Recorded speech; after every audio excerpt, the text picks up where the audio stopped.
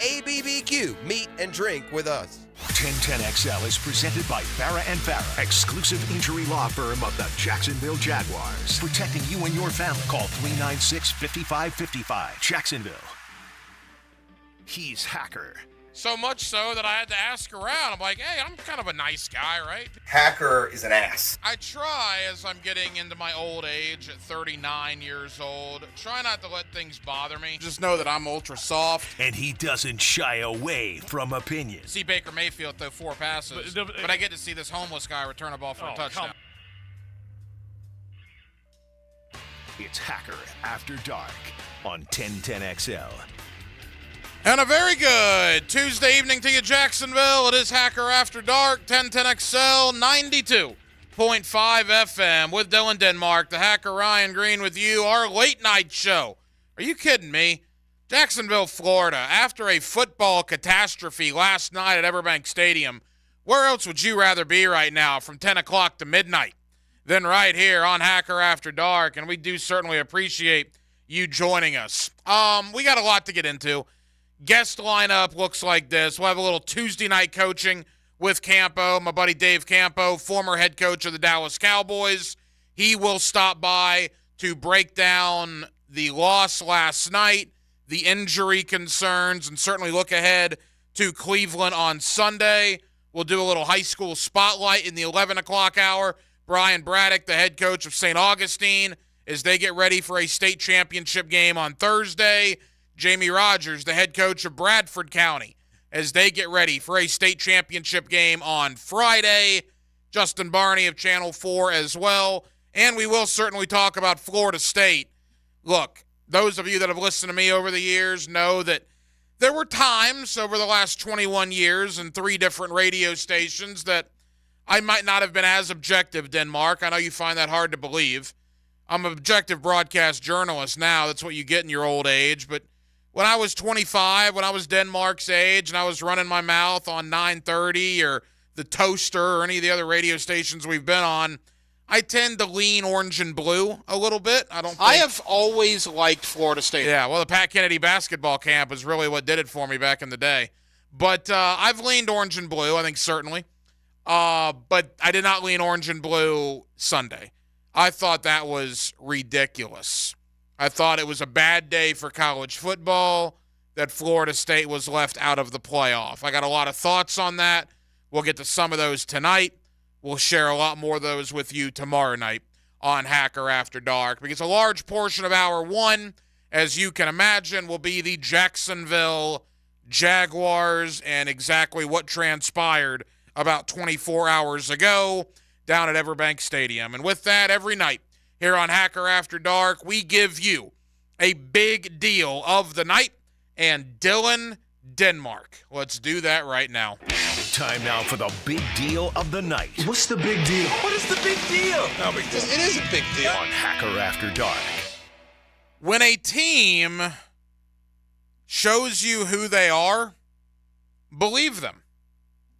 And the Jacksonville Jaguars have shown us now 3 separate occasions at Everbank Stadium this year that they're not ready for the spotlight. They're not ready for prime time. They're not ready to be in the mix among the best teams in the NFL. You lose at home to Kansas City, you don't score an offensive touchdown. You get absolutely boat raced by San Francisco. And last night, your defense just was abysmal as Jake Browning, making his first career road start in the NFL, went through said defense like a hot knife through butter. You also include a loss to Houston in there at home, and the Jacksonville Jaguars do not have a home field advantage. They are not any good right now at Everbank Stadium. They are a much better team on the road. So for all the talk about the number 1 seed, I'm upset that they're not going to be the number 1 seed because of that bye week. But as far as home playoff games, they're meaningless. Meaningless. You're not any good at home. Your 4 worst performances, the 4 games you have lost, have all been here, at home. So what are you worried about not playing a home playoff game? The Jaguars are clearly better on the road. Now, I still believe they are in the driver's seat for the division. I still believe they will win the division, which will guarantee them at least one home playoff game. And hopefully they can buck that trend and actually win a game at Everbank Stadium, a game that matters. But it looks like now if they're going to do anything, and it's a tall order with all the injuries, which we'll get to in a moment, they're going to have to do some stuff on the road in the postseason. Good. They're a better road team than they are a home team, and you cannot argue that fact. You can't say, Hacker. No, there is no, Hacker this or that. They're 6-0 outside of Duval County. They're 2-4 inside. That is a trend. That is an issue at this point. So there's that. Trevor Lawrence.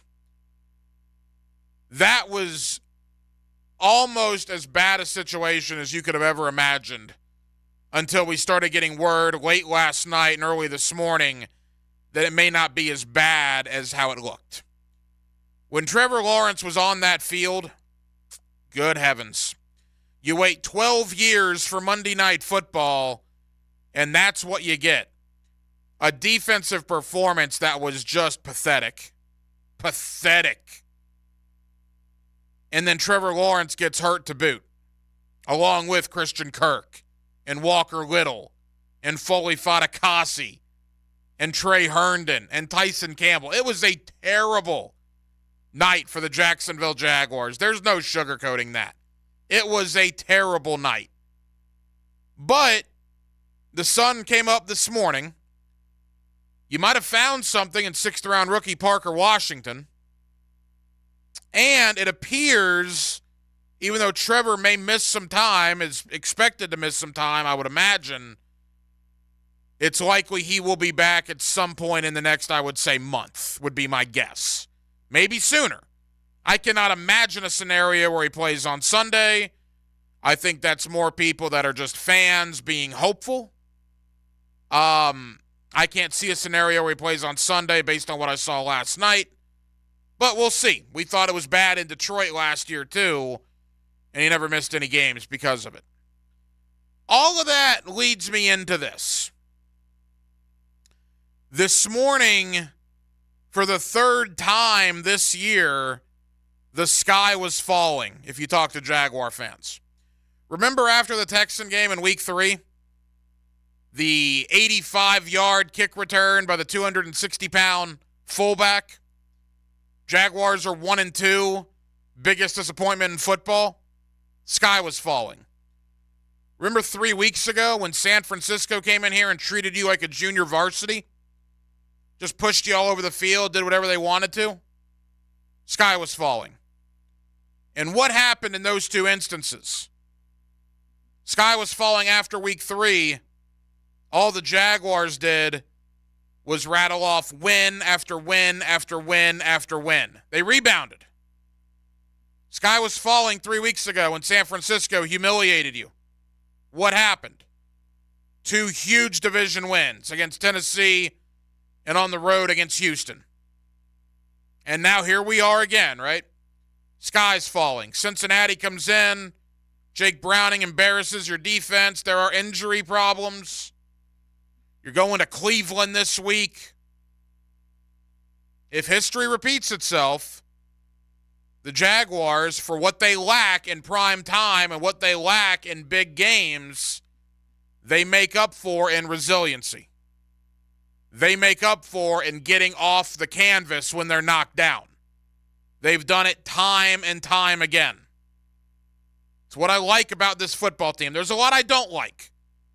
I don't like their home record, and I don't like the fact that when the nation eyes are on them, they seem to drop the ball. But what I do like is when they get knocked down and they're on that mat, they seem to get up pretty quick and respond. Can they do that again going to Cleveland with uncertainty at a lot of positions because of injury? We'll see. We'll talk more about it as the week goes on. But we've been here before, haven't we? Week 3, sky was falling. Team responded. San Francisco, 34-3, sky was falling. Team responded. Will it happen for a third time this year? Sky is falling. Will they respond? I think they might. And we'll talk more about that as the week goes on. A lot to do. College ball tonight, high school ball tonight. But we'll begin with my friend Dave Campo. Normally on Monday nights, but of course because of the game last evening, now we have a little Tuesday night coaching with Campo. And I can tell you the head coach was fired up, man. He was fired up. We'll talk about the loss. We'll talk about the pathetic, and I do mean pathetic, defensive performance. And we'll look ahead to Cleveland. We'll talk about the injuries as well. Dave Campo, our head coach, here on Hacker After Dark. He's next. Tuesday night, Jacksonville, Florida. And as always, we are glad you are with us. It's an epic adventure. I don't believe you. Would you believe 24 Delta Force commandos? No. Go behind enemy lines with Jags beat reporter Hayes Carline. How about Chuck Norris with a BB gun? Brought to you by Pella Windows and Doors on 1010XL. Attention car buyers, are you in the market for a new vehicle? Are you noticing the markups on vehicles on dealers' lots? Well, come to Key Buick GMC, where we never have markups on our vehicles. Ask for Derek or Brian. In addition, Key Buick GMC is the only Buick GMC dealer with a lifetime powertrain warranty on all new Buicks and GMCs. Holidays are approaching, and we are your local service headquarters. That's Key Buick GMC. We are professional grade across the street from Tinseltown, Southside and Gate. Hey gang, Prosser here. Sometimes we have partners at the radio station that are trying to get their message out, and sometimes it hits my ears just perfectly. And that's the deal with this Prize Picks. Have you tried this daily fantasy sports yet? It's so cool. It's so different. You pick between 2 and 6 players. They have a projected stat total, simple as pie. You just got to pick whether they go over or under that statistical projection. It is cool, man. I've been doing it almost every day. You can play NFL, you can play NBA, you can play Major League Baseball. You can go any way that you want. And it's so easy to be a part of. And right now, I'm going to give you a good deal. Go to prizepicks.com/1010XL and use code 1010XL. You'll get a first deposit match of up to $100. prizepicks.com/1010XL. Use code 1010XL for a first deposit match of up to $100. This is daily fantasy sports done different. You're gonna love it. Take it from me. Go to prizepicks.com today. With tens of thousands of satisfied patients across America, it's no surprise QC Kinetics gets 5-star reviews. I'm feeling on top of the world because of QC Kinetics. I'm able to do the things that I wasn't able to do for a long time. I can recommend them highly. I would recommend QC to anybody. QC Kinetics has changed my life. I couldn't believe it. I honestly was skeptical, but the pain went from a 10 to a 0. Real people with real lasting relief from joint pain. QC Kinetics Regenerative Medicine is regenerating me. It was super successful, and I recommend everyone seek out QC Kinetics as an alternative to surgery. This non-surgical approach is definitely the future. I tell as many people as possible. I am an ambassador. I love QC Kinetics. QC Kinetics, the nation's leader in advanced regenerative medicine. No drugs, no surgery. Call QC Kinetics now for your free consultation. Call QC Kinetics, 904-274-5522. That's 904-274-5522. 904-274-5522. Are you ready for the ultimate happy hour experience? Look no further than Bellwether, downtown's undisputed champion of good times. It's Tuesday through Saturday from 4 to 7 p, with the exception on Friday when happy hour starts at 11 a.m. Rally the team and head over to Bellwether. The vibe is full and the food is unbeatable. Free parking after 6 p on weekdays and all weekend. Bellwether Restaurant, where great food and the best happy hour in town come together for an epic win. There are so many ways you can catch me. Catch Mia O'Brien on XL Primetime weekdays. On Helmets and Heels Tuesday nights. And on 1010XL's video and social channels. All things Mia are driven by Arlington Toyota. It's Mo Time with Mo Bryan. Men, are you suffering from erectile dysfunction or PE? The medical providers at Prime Men's Medical Center offer breakthrough treatments that eliminate problems in the bedroom without pain or surgery. 98% of men see instant results on their first office visit. Listen to a specialist in men's health. I'm Dr. Simovitz. Prime Men's Medical Center offers breakthrough medical treatments that eliminate ED and PE. Men are even lasting 90 minutes or longer, regardless of age or medical history. But that's not all. For a limited time only, call Prime Men's Medical Center now, and your initial consultation and first treatment are completely free. You'll see instant results right in the office. You'll even get a gift that enhances your performance in the bedroom. All this, worth hundreds of dollars, is free if you call now. 904-664-8217. 904-664-8217. That's 904-664-8217. The year is almost over. Do you need cash for the holidays or want to be credit card debt-free for the new year? Call Loan Pronto today. Their Express Equity line of credit can get you $20,000, $50,000, $100,000 in as little as 5 days. Listen, if you have a ton of equity in your house, and Loan Pronto can help you turn that equity into cash. You can access up to 95% of your home's value. Use the money to pay off all your credit cards, pay off personal loans, or start that home improvement project. You can get the money you need now and still keep your primary mortgage intact. So your 3% rate, it's protected. And with Loan Pronto's Express Equity Line program, 90% of the time, there's no need for an appraisal. So you can get your money super fast. Get the holiday cash you need or pay off all those credit cards before the new year. Get yourself on solid financial footing before the year ends and call Loan Pronto now. 904-999-1508, 904-999-1508 or loanpronto.com. Equal Housing Lender, NMLS 1661781, subject to lender approval. 1010XL is presented by Farah and Farah, exclusive injury law firm of the Jacksonville Jaguars. Protecting you and your family. Call 396-5555. Jacksonville. Let's ring up another guest on the All-Pro Roofing phone line. Back here on 1010XL at 92.5 FM in the city of Jacksonville. We are glad you are with us. The Jaguars fall to the Cincinnati Bengals on Monday Night Football, 34-31. They fall to 8-4 on the year. They are now in a dogfight in the AFC South, and word comes out earlier today, a high ankle sprain for Trevor Lawrence, but under the circumstances, I think we'd probably take that because it appeared that it might be a whole lot worse. With all that being said, let me welcome in my buddy Dave Campo, our head coach here on Hacker After Dark. We always get Monday night coaching with Campo. Of course, this week, a little Tuesday night coaching with the head coach. Coach, how we doing? Not that good, Ryan. And when I use the term Ryan instead of Hacker, I'm not really doing too well. But it was kind of a rough night, and watching the tape a little bit here, it's a rough day as well. Well, let me go ahead and just say for our audience tonight, thank you again. Coach and I were on the fifth quarter from about 1:30 a.m. to 3 a.m.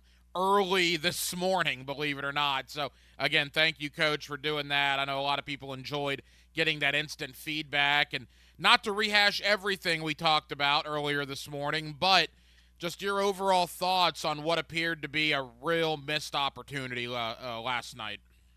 Well, I think, the flaws of this team are kind of jumping out a little bit. I thought the offense obviously scored 30 points or whatever it was. And, so you can nitpick some things there, but, they actually did some good things. The problem is that the offensive line is just not physical. And, when you can't run the football, the play action pass is a waste of time. And so, that's really kind of what happened in the ball game offensively. And again, we had some key drops and a few missed plays that really hurt us. On defense, I'm going to say it in reverse. We could not stop the run, and a number of the runs. Look, when there's a long run or a screen pass where, a screen pass is just another running play, when you're not where you're supposed to be and you bust gaps, that's when the big runs occur. Or when a secondary guy's involved and he misses a tackle, that's usually part of it as well. So defensively, we just, we couldn't stop the run. The play action passes were what got the big plays. Because they're off of running plays. And other than the one, big takeoff that beat Tyson Campbell, the majority of the big plays were off of play action. So if you look back, you say defensively, for some reason, we were not totally prepared, whether it was coaching, a lot of it is execution of stopping the run, and that's what happens in a ball game. Yeah, the defense left a lot to be desired last night. There is certainly no question about that. Coach, let's get to Trevor Lawrence. He was very good prior to the injury. He then goes down, can barely put any weight on his leg. You're thinking the worst, and we really didn't know. Now, word started seeping out early this morning that maybe it was not as bad as initially feared, as it initially looked, and Doug Peterson earlier today described it as a, quote, high ankle sprain. But, Coach, given the circumstances of how it looked last night, I think a lot of people would take that. Yeah, again, a high ankle sprain is significant from the standpoint it used to be called pulled ligaments, when you pull the bones apart between the tibia and the fibula. And, that takes some time to heal. He is pretty tough. He's pretty good about, being available. And the one thing that's to an advantage is the big guys, the guys that put a lot of weight on their feet, have a harder time coming back. So he's going to miss some time. I just don't know how much. I think it's significant as to how badly the sprain was. I was hoping it was just a low ankle sprain, which tends to come back a little quicker. But he's going to be out for a little bit. Yeah, there's Twitter doctors all over the place right now, depending on the severity. And, again, we don't really know the severity. Minimum 2 weeks, maximum 6 weeks. Maybe it falls somewhere in the middle, so you're talking 3 to 4 weeks. But, again, that's just mere speculation.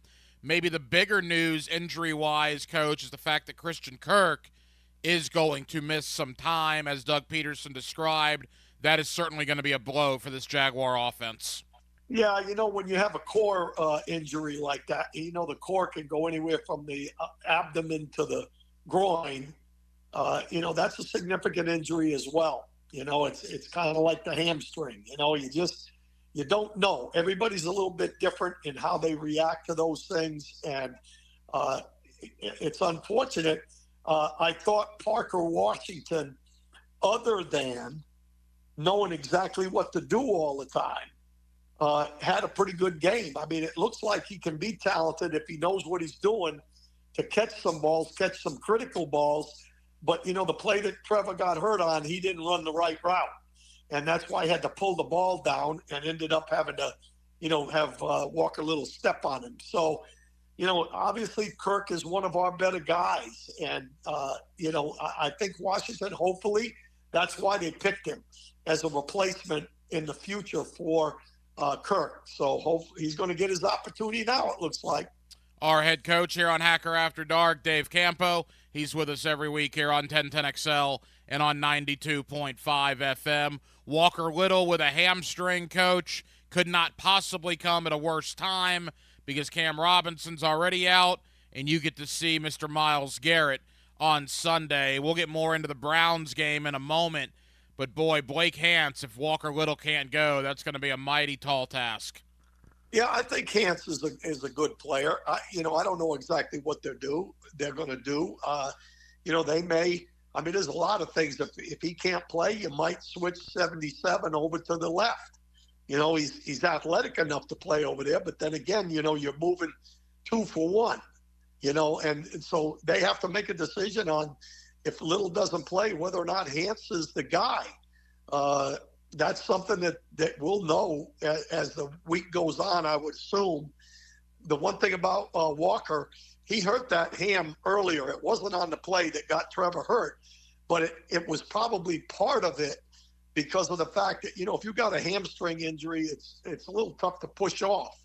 And, he set pretty deep and he was standing up and he got pushed back into him. So that could have been from, the injury, but it didn't happen on that particular play. Coach, there are a lot of things to take away from last night's game, but the prevailing thought to me is when a team tells you who they are, believe them. You and I talked about this on the fifth quarter. 3 opportunities at home, Kansas City, San Francisco, and Monday night against Cincinnati, they laid 2 absolute eggs on defense. And in the other game against Kansas City, they laid an egg on offense. I mean, is it a situation where this team simply isn't ready to be in the national spotlight? Well, I mean, obviously, I think, like we said last night, you know, if you do it once, that's one thing. You do it a couple times, okay. You got some concern. When it happens 3 times, it's a trend. And so, to me, that's something that this team is going to have to really reach down inside here, because every game from here on out is a playoff game. And it doesn't matter who you're playing. I keep saying that. I don't care if we're playing the Baltimore Ravens or we're playing the Carolina Panthers. If you don't show up and you don't, you're not mentally ready or physical enough or whatever it is to handle that situation, it's going to be a problem. So, you know, that's something the coaches have to address. The team leaders have to address it. You know, that's something that I think is, you know, you bring it up, that's a concern. I really think. Yeah, but I'm more along the lines of, if you execute and you got good players, it doesn't matter the game you're in. You just have to execute. And I don't think we executed nearly as well as we had in the past yesterday. And that might be the mental trend that's out there. A couple of more for our head coach here on Hacker After Dark, Dave Campo. Coach, you've been a part of college kind of stuff, you know.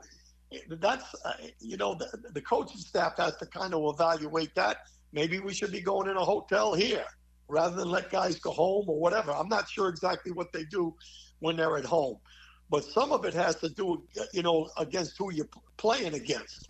You know, I kind of dismissed the Houston game back when, because you know, that was just looking at press clippings more than anything else, in my opinion, although Houston's better than we thought they were. But the other ones, you know, when you're playing against Higgins and Chase, you know, Chase is one of the best in the league. So, you know, it depends on who you're playing against sometimes. We just happen to be playing. And the disappointing thing to me is that if you're playing a tough team, you want to play them at home normally. So there's something going on to where they're not totally focused or something. When you make a lot of gap control mistakes like they did in this ball game, and it started, Hack, on the very first play. The very first play, they blitzed our nickelback, Herndon, into the B gap inside the offensive tackle.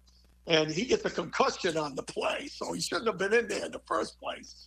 But Fatukasi is on the nose. He's got the next gap inside. He doesn't get there, and it's a 7-yard run. So it started from the very first play of the game. So I'm not sure what the reasoning is, but there's something to do with focus.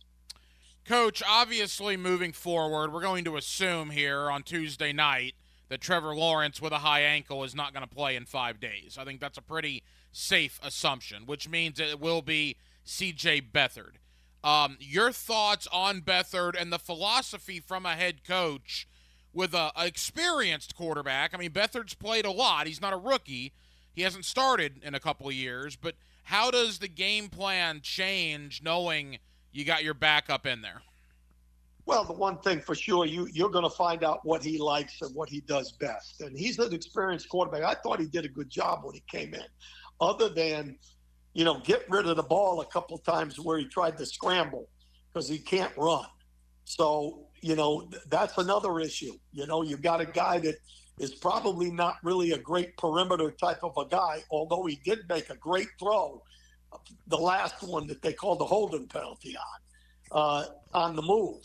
So they're gonna create what he does best.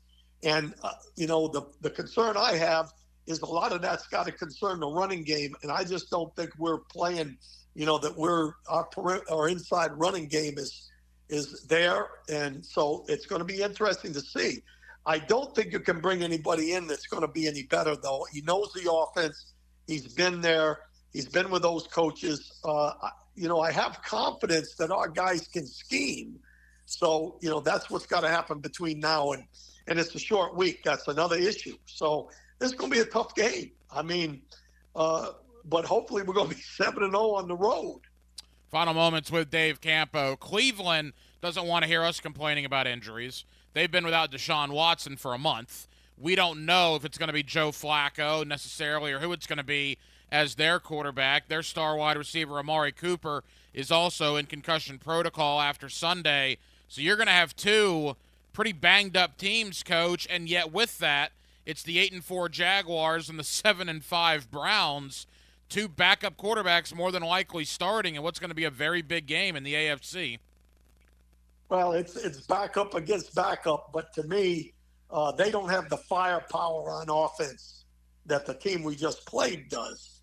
However, their defense, although Bengals defense looked like they were the number one defense, they came in at 28th and 29th and 30th in all the major categories. So every game is different, but their defense is literally a shutdown type defense. So, our biggest thing is going to be to I think we're going to be able to move the ball some, but not enough to say we're going to win it on offense. Our defense is going to have to step up.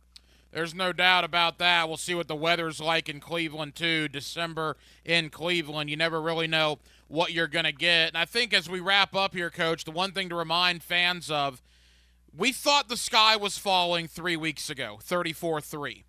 And the Jaguars responded with 2 victories.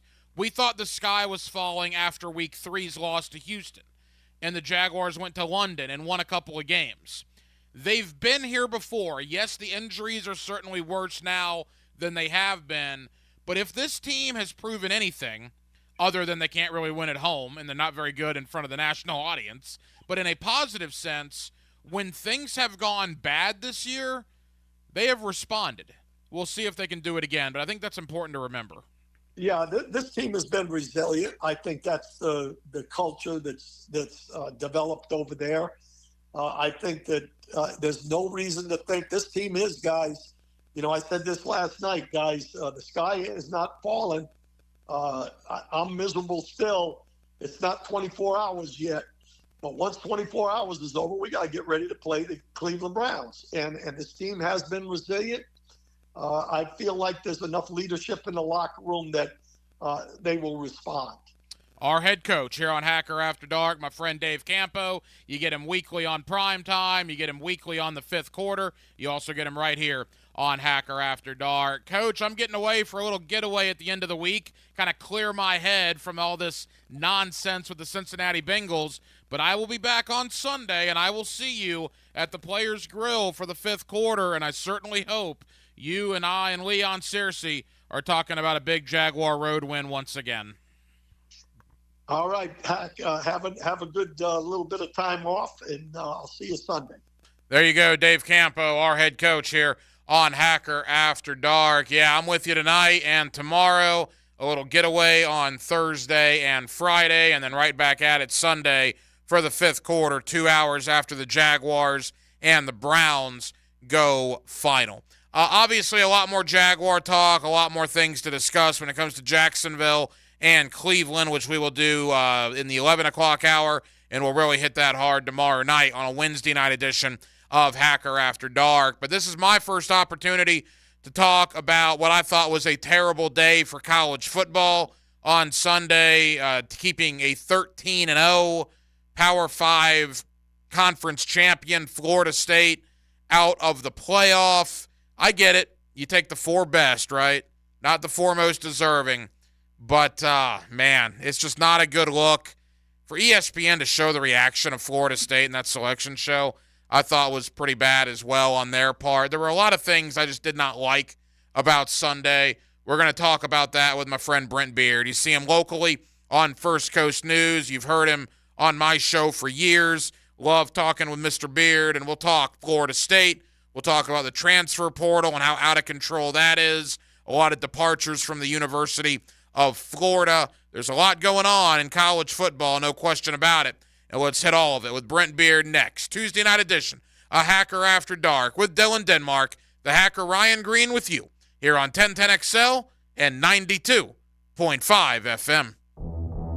He's not a defense attorney. He is the defensive player of the game.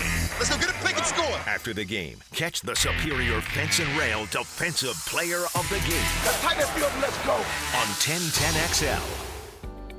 If you're looking for exterior solutions that provide you reliability and durability, it's time to call Armor Guard Exteriors.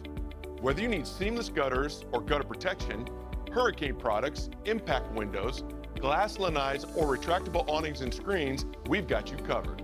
Call My Home Team today for your 5-star experience at 904-906-8669. Armor Guard Exteriors, committed to quality, and that's a promise. Hi, this is Dave Barker. Multi-unit hair grafting is now available at IHRS and can give you 3 times more hair in one procedure over a traditional hair transplant. Multi-unit hair grafting gave me more hair in one procedure and within my budget. You can grow your hair back with this exclusive new procedure. Call for a free evaluation. Call IHRS 904-777-IHRS 777-IHRS 777-4477. Hi, this is Soccer Sam for Salvatore's Pizza. Rochester, New York's #1 pizzeria is now coming to Jacksonville, Florida. Do it with me. Salvatores.com. Brackish Vodka, a proud partner of the Jacksonville Jaguars, is the smoothest local vodka you can find. Made right here in Jacksonville, Florida, 100% from corn, Brackish Vodka is the local gluten-free choice. Brackish Vodka, for those that live life slightly salty, a proud partner of the Jaguars. The next time you're feeling lucky, head over to Best Bet in St. Augustine, ask for a pour of Brackish in your favorite cocktail, and go play. This Date in Sports History is brought to you by Southeast Orthopedic Specialists. On December 5th, 1978, free agent Pete Rose signs a 4-year, $32 million contract with the Phillies to become the highest-paid baseball player.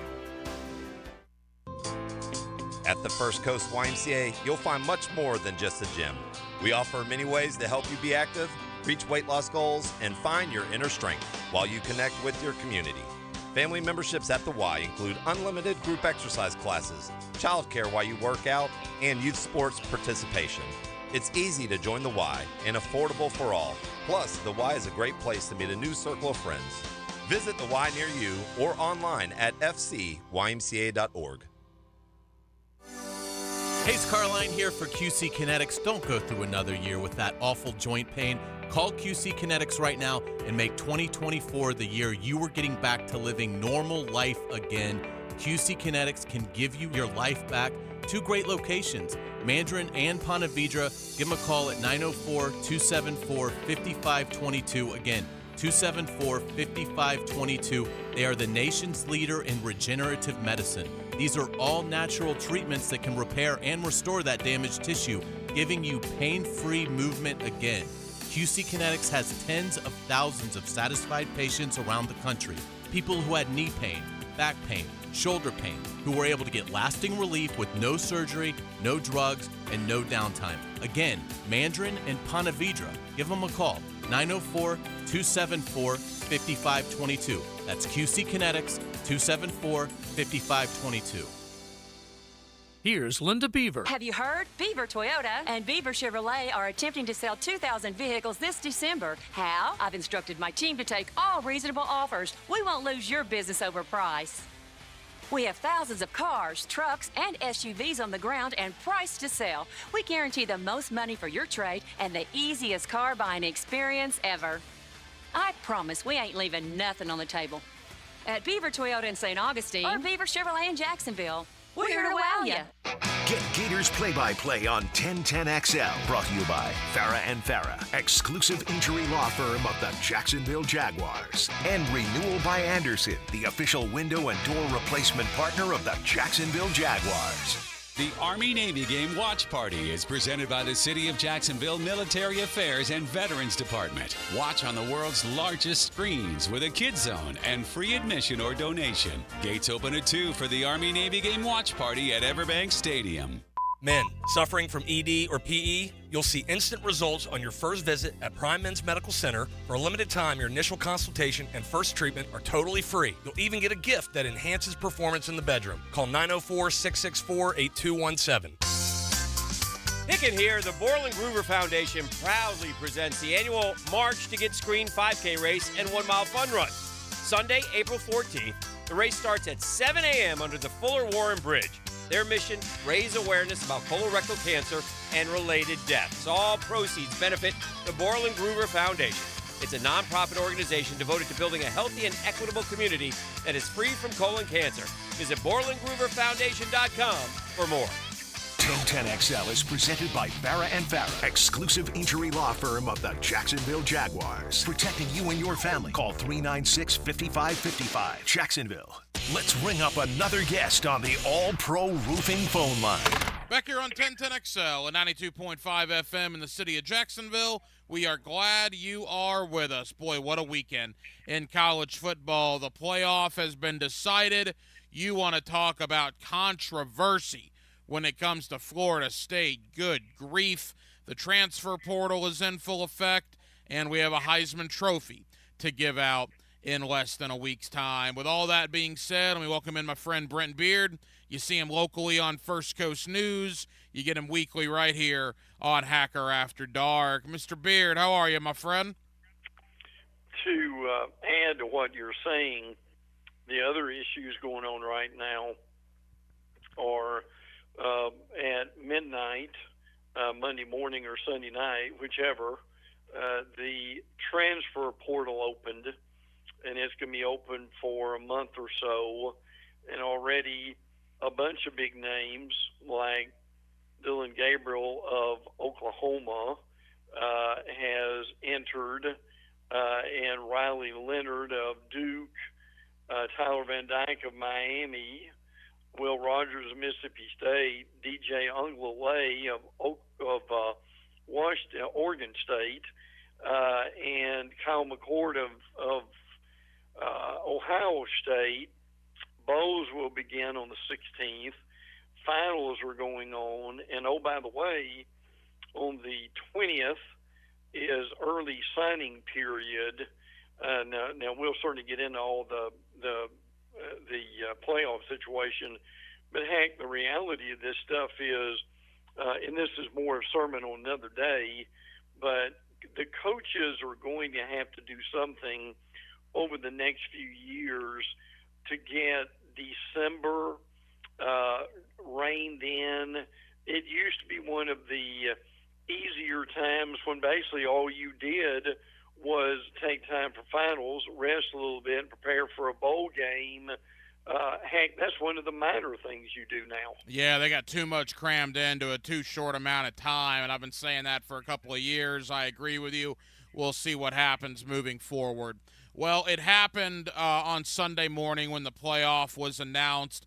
We have never in the history of the playoffs seen an undefeated Power 5 champion left out. We now have, and it happens to be one of the teams that we cover the most in Florida State. Brent, the committee was in a no-win situation. True. Somebody was going to be angry, but I made this point on social media. They did not take the four most deserving. Florida State was more deserving than Alabama. They were more deserving of Texas. That's what happens when you go undefeated. You play a decent non-conference schedule, including wins over LSU and Florida. I'll argue with anybody about that. They were more deserving. Were they one of the four best? Probably not.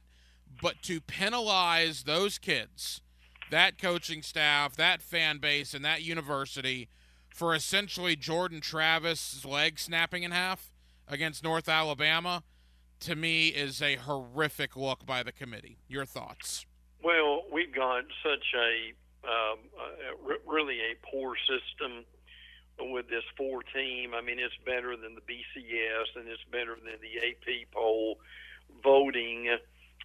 So we have made some progress, but it really has its limitations, and we found that out this weekend, that the four-team playoff has really reached the point where it is no longer the best system. Thankfully, we have got a new system coming up next year with the 12-team playoff. So Florida State and anyone else who didn't get in will have an opportunity to rectify the situation. So let me comment on a few things. What you said is correct.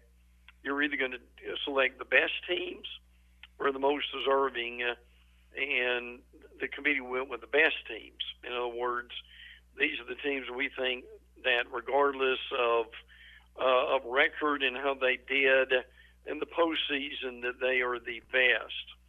Now, some other things, and I'll go through some bullet points here. On the committee, there is some talk about, well, there are just more SEC people than ACC. Well, in actuality, it's reverse.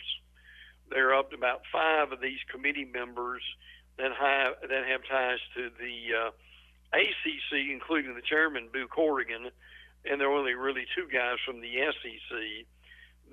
Another thing that hurt Florida State was the strength of schedule. And I know there's nothing you can do about the conference you're in, but they were 55, and Alabama was 5. The other thing that's unfortunate is, and it's a part of the criteria, are injuries. And Boo Corrigan, the chairman of the committee, and the AD in NC State said that FSU was a 4 different team than where it was the first 11 weeks. And another thing that really has not been brought up that needs to be is part of this is the ACC's own fault. In 2021, the ACC went along with the Big Ten and the Pac-12 to form this silly alliance, and they formed it because the SEC was expanding and they wanted to slow that down. Well, the thing that really slowed that down was the fact of that they were ready, believe it or not, to actually have the 12-team playoff this year in 2023 instead of next year. Well, this alliance slowed it down another year, and it cost us what we're going to have next year, we shouldn't have this year. So that all these things go along with this. And I will say, along with Florida State, if you're a Georgia Bulldog fan, to me, you've got as much of a gripe as Florida State does, because you were the number 1 team for weeks. You were unbeaten. You get beat by 3 points to the number 4 team in Alabama, and you fall as far as they did to 6. So that was unheard of. What happened to Florida State was unheard of. Unfortunately, Hack, we had the doomsday scenario, frankly, that we had been concerned about for years, that really all came together this year. And the reason it did is because we had so many undefeated teams that were not upset like they normally are. You put all that together, and it caused a real difficult Sunday for a lot of people. You get Brent Beard on First Coast News. You also get him weekly right here on Hacker After Dark. We could talk about this for an hour. We got to go pretty quick here because we're running short on time already. But the fact of the matter is, if I'm a Florida State fan, I'm furious. I mean, you have to ask a question. If Michael Penix gets hurt, do they keep Washington out? If J.J. McCartney gets hurt, do they keep Michigan out? I don't know those answers. I agree that Georgia might have a gripe. Heck, you could argue Ohio State might have a gripe. Brent, but they lost a game, right? They lost. Georgia knew they had to win that game, and they lost. Florida State, say what you will about their schedule, the fact of the matter is they are a Power 5 team. And I'm as big a SEC homer, a big SEC snob as you will find. But Florida State beat 2 of them, right? They beat Florida. They beat LSU. They went to Clemson and won. They played Duke when Duke was good and beat them when they were in the top 20. I mean, what more do you want those kids to do? And I understand a 12-team situation will remedy this, and I get that. It won't remedy it for a lot of the seniors that are going to go on to, live the rest of their life not knowing what was going to happen when they did everything they can't win any more than 13. That's all they play. And they won all 13. And I was, I wasn't shocked because I had kind of gotten word. You started seeing, clues, I guess, that it was going to be Texas and Alabama. So I wasn't stunned like a lot of Florida State people were, but I was outraged. And if I'm outraged about something involving Florida State, I can't even begin to fathom if that was Florida that this happened to, or if that was Georgia that this happened to, an undefeated team. But again, the SEC versus the ACC, there are a lot of issues with college football, and I don't fault any Florida State fan for being very, very, very upset about this. And I'll say this quickly: the thing that also bothers me about this, they will never admit this, is if Georgia had won, would the committee still have put someone in besides Alabama or whoever over them? I think that may have still happened regardless. What I think happened here, Hank, is when they saw the game against Louisville, I think that committee panicked a little bit and thought, uh-oh, if we put them in here, are we going to have another Georgia-TCU game to where it's not competitive? Now, and that may not have ever come up, the conversation, but I really do wonder, Hank, when they saw FSU's limitations offensively, and this is not excusing what they did, but I just wonder if that went through their mind and that was actually a part of the discussion. Yeah, that wouldn't surprise me, and I've seen that. And, the Alabama thing, beating Georgia was enormous, all right, obviously.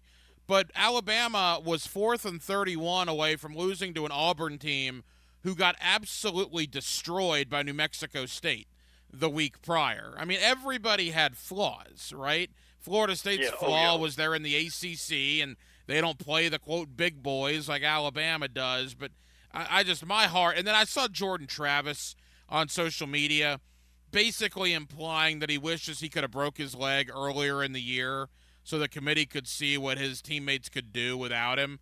You want to talk about just your heart going out to a kid. Not only did he have to deal with the injury a couple of weeks ago thinking he let his teammates down, but that's the reason Florida State's not playing. Jordan Travis's leg snapping in half on an awful tackle against North Alabama is what's keeping them out of the playoff. And for the committee to put that on a kid, it had nothing to do with him.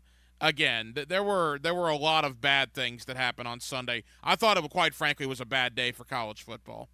Well, and it's the thing that gives me some hope is we do have a change in the system next year, that we're not going to be going through this. And the reality is people won't be as concerned about the number 13 and 14 team that gets left out. What they are concerned about, and they should be, is what happened to Florida State at this point too. So, but I think what's also going to be said, there's no way in the world of minimizing what they have done in going through this season undefeated, winning their conference title for the first time in basically a decade. I still hope, in the midst of the disappointment and the despair with this, that they will at some point celebrate what they've actually accomplished this year. Brent Beard, you see him on First Coast News. You get him weekly here on Hacker After Dark. Brent, we went long there, so we got to go rapid fire. Final moments with you. Florida, the transfer portal you mentioned is open. They got a lot of guys leaving. Now, some of the guys leaving you don't think too much of, honestly. They're probably looking for greener pastures elsewhere. But then you see Caleb Douglas enter the portal. And then you saw Chris McClellan enter the portal. And at the time you and I are talking, there's a lot of quote-unquote bigger names that are contemplating entering the portal. Maybe they have been by the time that we run this. That's a problem for Billy Napier. When I saw McClellan enter, who was going to be the starting D tackle next year, when you see Caleb Douglas enter, who they were going to count on after Pearsall left, that's worrisome to me. What are your thoughts there? Well, I think several things are going on here. And by the way, Kingsley Aguakan is declared for the NFL draft. Look, I mean, this is a guy who needs to come back and prove to the NFL that he can stay healthy. And then if he does, he's going to get drafted higher than he would be if he went out. Now, again, because these guys enter the portal doesn't mean they're leaving. But I think, and it's unfortunate to say this, but it's just the reality of it is, Hank, whether it's Florida, whoever it is, a lot of this is I'm going in the portal to see what I can get on the open market. And Matt Rule in Nebraska mentioned this earlier, and he talked about the money that quarterbacks get and linemen get and so forth. And right now, that's what we've got going on. It doesn't mean they'll leave. It is concerning. There's no doubt about that. But I think some of this is, if I go in here and people know I'm in the transfer portal, what might I get that's more than what I've got now? Brent Beard, you are a Heisman voter, obviously. The Heisman, it is that time of year. We're not going to tell you to disclose your pick or anything along those lines. But it appears on the surface to be a two-horse race between Jaden Daniels and Michael Penix. I don't think I'm breaking any news there. 3 losses. We've seen guys win the Heisman with 3 losses. Look at Tim Tebow in 2007. Michael Penix is in Washington, and quite frankly, some East Coast voters probably did not get to watch a lot of his games with Pac-12 After Dark. I guess Bo Nix might still be in the mix to an extent. What's your thought on the Heisman race this year as we come down to the wire? No, I think you hit it. I think that's going to be the 3. Now, again, we can't tell when we actually sign a document to not tell who we voted for until after the announcement. But and look, how close this can be, frankly, Hank, is if Bo Nix and Oregon win and Bo has a better game than Penix, then you're talking about a two-man race in reverse. And Penix is probably looking at third there too. So a lot of people are, they are on Bo, and this is the old Bo that we knew at Auburn type stuff. Bo had a great year. He's improved tremendously. There's no question about that. But again, it is for the voters. It is tremendously hard to ignore what Daniels has done at LSU, and you really wonder, Hank, if he would have had even a decent defense, what they could have done this year. You get Brent Beard on First Coast News. You also get him weekly right here on Hacker After Dark on 1010XL and 92.5 FM. Brent, we'll get more into the playoff next week. As you mentioned, next week we'll already start previewing bowl matchups. They come at you that quick. Have a great week, my friend. We'll do it again in 7 days. All right, Hank. Thanks much, bud. Hello, you're on the air. There's more to 1010XL than radio. 1010XL is multimedia. All communication lines are clear. Twitter, Facebook, Instagram, TikTok, YouTube. Find 1010XL on your social channels. Prosser here, and if you're having trouble selling your home before the end of the year, that's a problem. Well, I have a promise. New for 2023, and it comes from ChadandSandy.com. Your home sold, guaranteed, or they will buy it. Success stories still to come. Maybe you want maximum equity for your home, but not sure how. Well, here's how. Chad and Sandy are the only real estate expert we trust and recommend with the sale of your home. They guarantee your home sold at an agreed-upon price and deadline, or they will buy it. It's as simple as that. Vivian from Cambridge Estate says, I had already moved to Alabama and I needed to sell my Jacksonville home. Easier said than done. My home failed to sell with another realtor for 144 days. I finally got smart and fired my old realtor. I hired Chad and Sandy. What they say is true. My home sold in 4 days above asking price. Don't waste time and money. Hire Chad and Sandy first. How do you do that? Real easy. Call today, 904-414-6200, 904-414-6200, or go to ChadandSandy.com, ChadandSandy.com. Why live with foot or ankle pain? If you have persistent pain, numbness, tingling, burning pain on the bottom of your foot, or swelling that doesn't improve with home treatment, it may be time to see Jacksonville Orthopedic Institute. Our foot and ankle specialists have innovative new options to help you get back in the swing of things without persistent pain that slows you down. Call JOI 2000 or go to joionline.net for an appointment.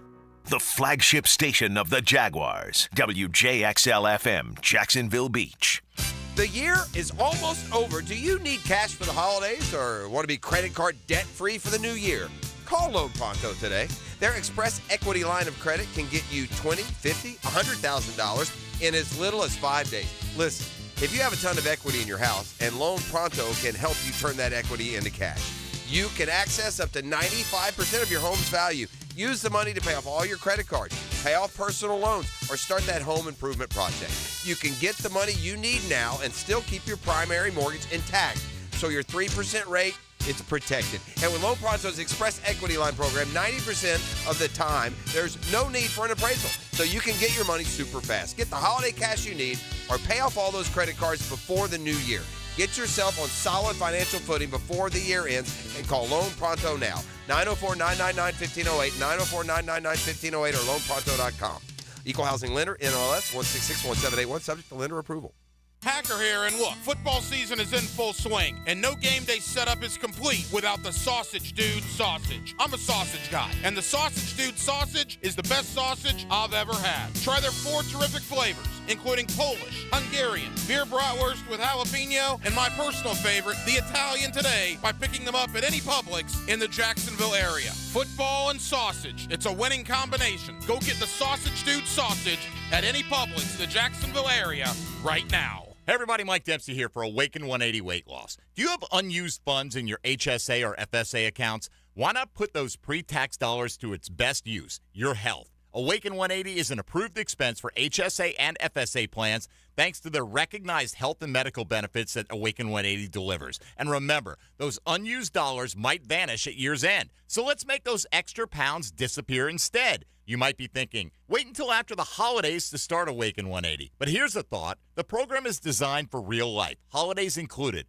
With Awaken 180, you can enjoy celebrations, cocktails, and even those holiday feasts, all while losing weight. Don't wait for the new year to make a change. Use your HSA or FSA funds now for something truly impactful, your health. Start now and step into the new year with more life in your life. Call the solution for weight loss, Awaken 180 Weight Loss, at 844-346-1800. That's 844-346-1800 or online at awaken180weightloss.com. At ABBQ, they are turning up the heat on game day with a spread that'll make your taste buds do a victory dance. Football and barbecue always play together. I'm talking mouthwatering wings, juicy burgers, and tantalizing appetizers that'll keep your hunger in check as you cheer for your team. Come for the food and football, and stay for the teal-colored Jell-O shots. Your destination for mouthwatering barbecue and an unforgettable game day. ABBQ. Meet and drink with us.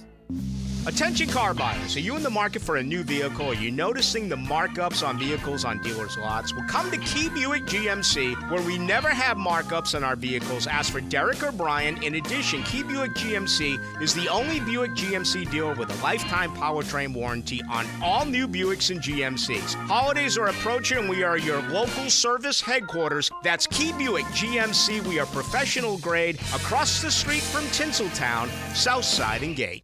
1010XL is presented by Farah and Farah, exclusive injury law firm of the Jacksonville Jaguars. Protecting you and your family. Call 396-5555. Jacksonville. Let's ring up another guest on the All-Pro Roofing phone line. And welcome into the High School Spotlight, 1010XL 92.5 FM, and we have reached the top of the mountain. It is championship week in the FHSAA. If you are playing football this week, you are playing for a state title, and that includes 3 area teams right here in Northeast Florida. The Bradford County Tornadoes. What a win last week over Pensacola Catholic in double overtime to win and advance to the state championship. Their head coach is Jamie Rogers, and he's always kind enough to join us here on 1010XL. Coach, how we doing?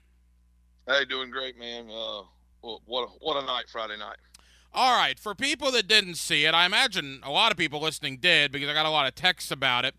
I think admittedly, and I think you even said this in a TV interview, you guys might not have played that bad the entire season. I think 4 fumbles, right, that you lost all 4 of them.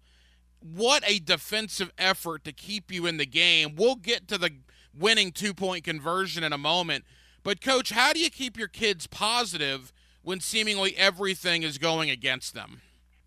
Man, one of the news channels interviewed me after the game, and they told me about the 4 fumbles, and I said, "Are you guys sure it wasn't like 10 or 12?" Because that's what it felt like, and we lost every one of them, like you mentioned. No, we you know what's crazy. You know when things are you know when it's going good, and you know when it's built the right way. Is Hacker, not one kid, not one staff member, not one coach, nobody over there lost heart, no finger pointing, no anybody upset with someone that just fumbled.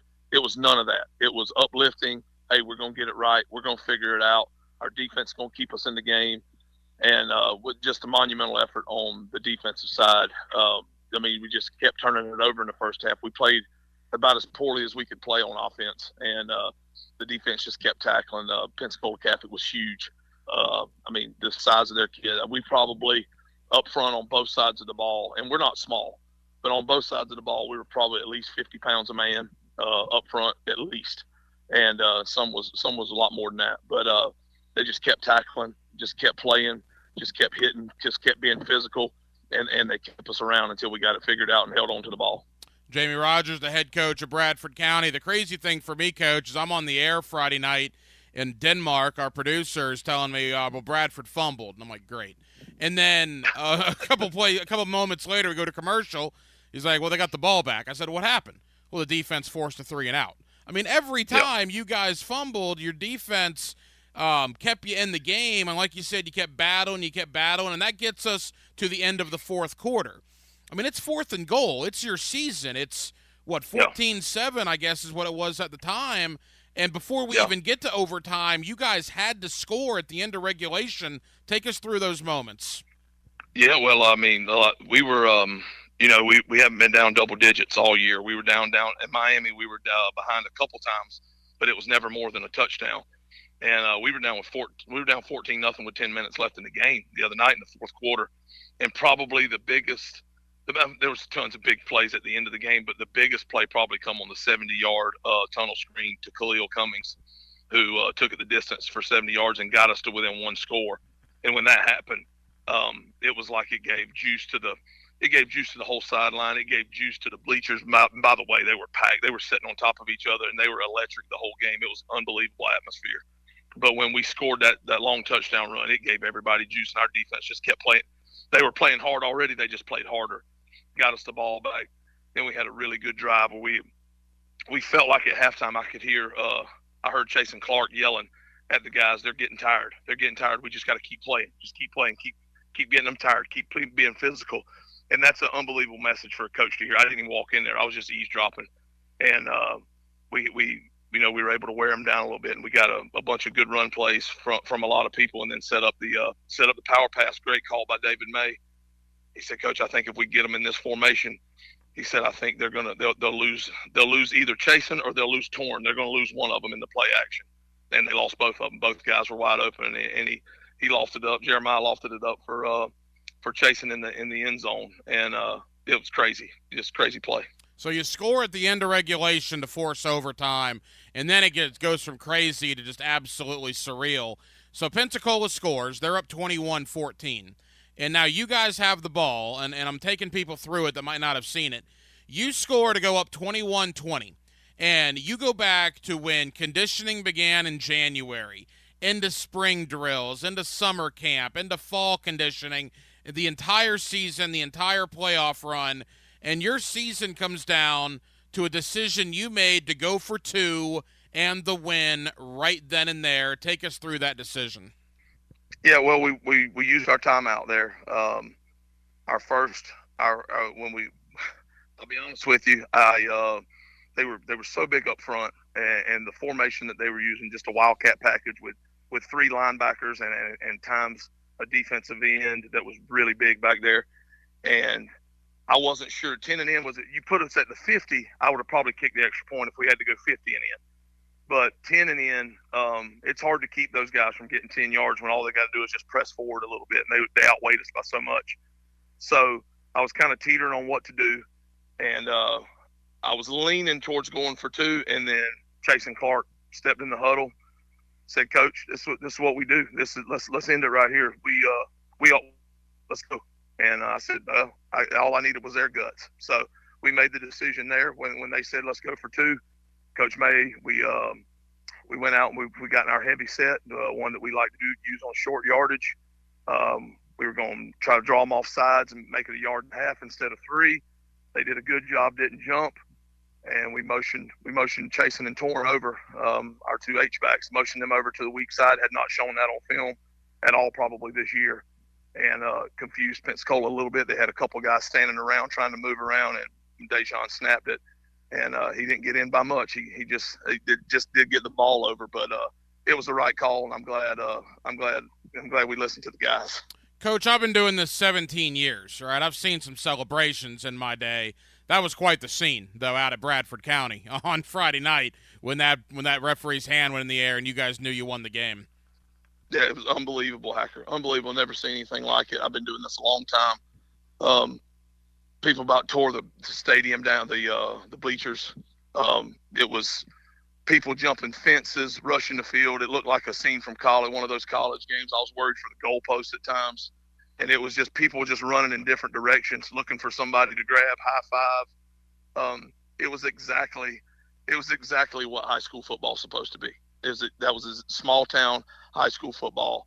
If you could if they had a drone footage of it, that's exactly what it's supposed to look like. And it was as good as it gets.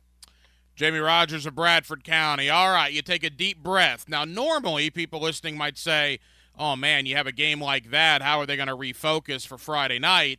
Until they realize you now play the team that eliminated you last year, and not only eliminated you, Coach, but you've used that the entire season. I know you've had the Coco score from last year on your scoreboard during practice. You've had it in the locker room. I imagine getting your kids refocused for Friday night is not going to be a problem. Yeah, it won't be. They were talking about it after the game in the locker room, talking about when will the film be up. They were super focused. Were they happy? Sure. Were they wanting to celebrate? Sure, and they should have. Well deserved. But, yeah, we won't have a problem getting focused this week. It's the community support's been fantastic. We got together as an administration yesterday and lined up how we want to treat Friday. There's a lot of people that are focused, not just the kids. But yeah, I mean, you use that as motivation. The team ended our season last year, and they're really good. I mean, it's well documented how good they are. I want Coco to prepare like they're really good this week. I want them to prepare like it's going to be easy. You know what I mean? I want them to not be to not have their best practices this week thinking that it's going to be easy, because our practices won't be like that.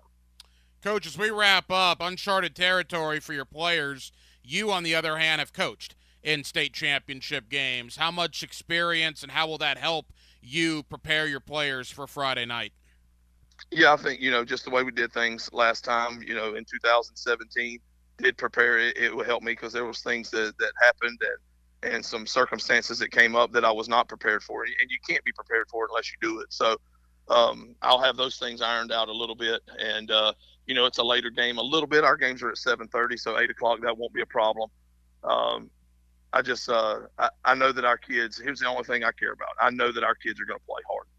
And if that's the case and our kids go out and play hard and we can't turn it over any more than we did the other night. So I'm assuming that those are out of our way now. So if we play a clean game and we play hard, the outcome's not the most important thing to me. I have a belief that we're going to be there at the end. Coach, is it a situation Friday night where the last person out of the county locks the door? Because I imagine Stark is going to be well represented over there in Tallahassee. Yeah, if you want to rob a bank or a store, that'll be the Friday night will be the night to do it, because there'll probably be, I'm not sure how many law enforcement, I'm not sure how many people will be here, especially if they turn up like they did this past Friday night. It was an unbelievable scene. When I just saw I've seen some videos afterwards, because I'll be honest with you, I lost it a little bit. I blacked out a little bit when he scored and I saw the officials' hands go up. It was a great moment for all of us. But in some of the videos, you can hear big trucks in the background revving engines. We got fireworks going off. There's people jumping fences in every direction, on all four sides of our field, jumping fences to get to the players to celebrate. It was unbelievable, and just so happy for the kids and the community to be able to be a part of it. Jamie Rogers of Bradford County, they are playing for a state championship Friday night, taking on Cocoa over in Tallahassee, 8 o'clock. Coach, for people that are interested, I'm sure is there a send-off at Bradford County? What's kind of the plan there when you head on over to Tallahassee? Yeah, there'll be some things come out on Facebook on our page and stuff like that. But yeah, we'll definitely go. The buses will definitely hit all the elementary schools. They'll hit the middle school. They'll hit the 3 elementary schools in the county. They'll definitely do that. And I'm thinking they got something planned as a send-off out on 301. So, yeah, all they just need to do is just keep getting updated on our Facebook page, and they know where to go to get the info. But, yeah, it's going to be a special day Friday. 14-0. Let's go get one more, and let's bring a state championship back to Northeast Florida. Jamie Rogers of Bradford County. Coach, congratulations on an incredible season. Go get one more on Friday night. Thanks, Hacker. I appreciate everything y'all do. Go Tornadoes. Everyone agrees that playing quarterback is the hardest thing to do in sports, yet it's the one thing that everyone says they could do. Denny Thompson is the Quarterback Whisperer. Friday mornings on The Drill. Brought to you by Tyson Sound and Security, Register Sausage, and George Moore Chevrolet. Are you looking for durable, longer-lasting siding?